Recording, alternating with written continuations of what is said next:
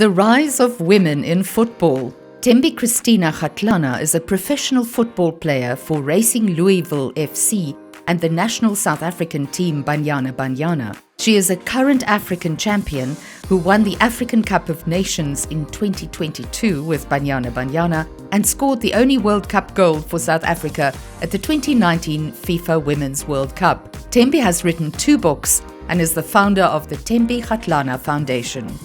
Good day, everyone. My name is Thembi Kgatlana. I play for Racing Louisville, and I also play for Banyana. I'm based in Louisville, Kentucky, in the USA. Pretty honored to be joining everyone in this event with Forbes Africa. There's just a few things that I'm going to be making notes on regarding women's football in Africa.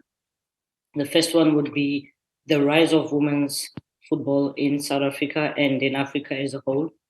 I know that when I started playing football, I didn't know much about women's football or if it ever existed because there was little to none coverage about the South African women's national team known as Banyana or any other women's team in the country back then.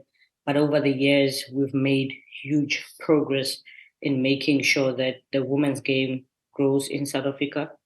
We currently have 2 leagues, the Hollywood Bet Super League, and we also have the Sasol League. And over the years, the Sasol League has been running and being the sole feeder to Banyana. And players like me come from the Sasol League, and it really gives me pleasure to know that the Sasol League still exists and is doing more for women's football in South Africa. Also, the African women's football has made huge progress in terms of the Africa Women Cup of Nations and how big it has become an African continent where women can come in every after 2 years to showcase their talent and to see how a lot of those women play professionally outside of Africa and inside of Africa. We still also have a long way to go in regards to the rise of women's football. But over the years, I think we've been in the right path.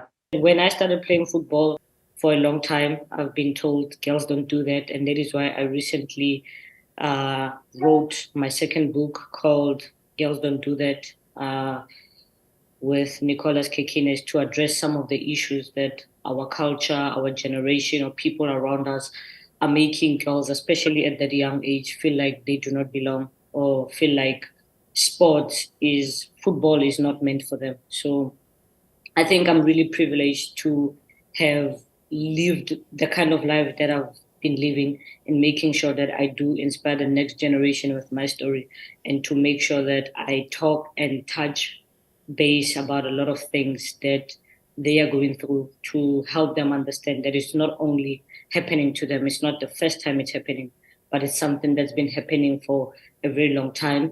And I think my book is in the right direction to show the young and upcoming generation that if you really want to do something, if you really believe in whatever it is that you want to believe, even if your parents don't do, it's up to you to make sure that it becomes a reality and a possibility. And that's what I talk about in my book and in my story. Girls don't do that, because a lot of times I've been told, oh, you're a girl, you can't play football. But, to think back on my career, to think back on my journey, it's kind of fulfilling to know that I've lived over the years with that quote in my heart, girls don't do that.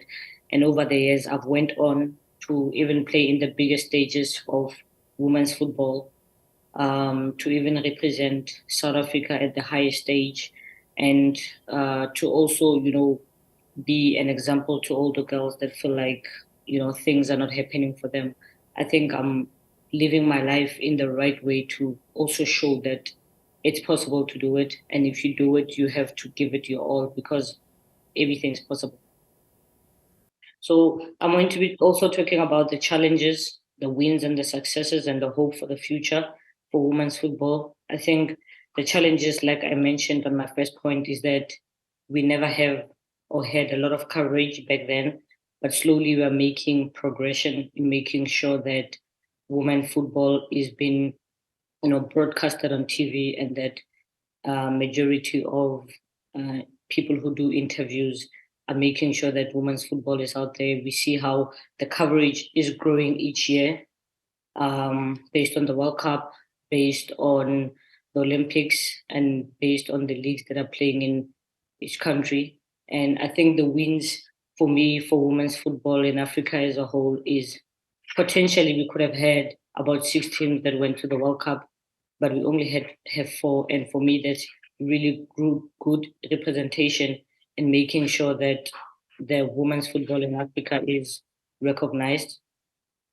And then the hope for the future is really to make sure that we professionalize the game in South Africa. We also professionalize the game in Africa because, as I said, we come a long way, and it's going to help us to make sure that women's football is professional in South Africa and in the whole world, so that more opportunities are created for women footballers, and that at the end they get to, say, I'm proud that I'm a woman footballer because I also make a living out of the sport, and also to encourage the next generation to make sure that, any girl that grows up wanting to play football, they don't feel like it's a burden for them, but they feel like it's something that they have the will to do, and there's resources that are lined up for them.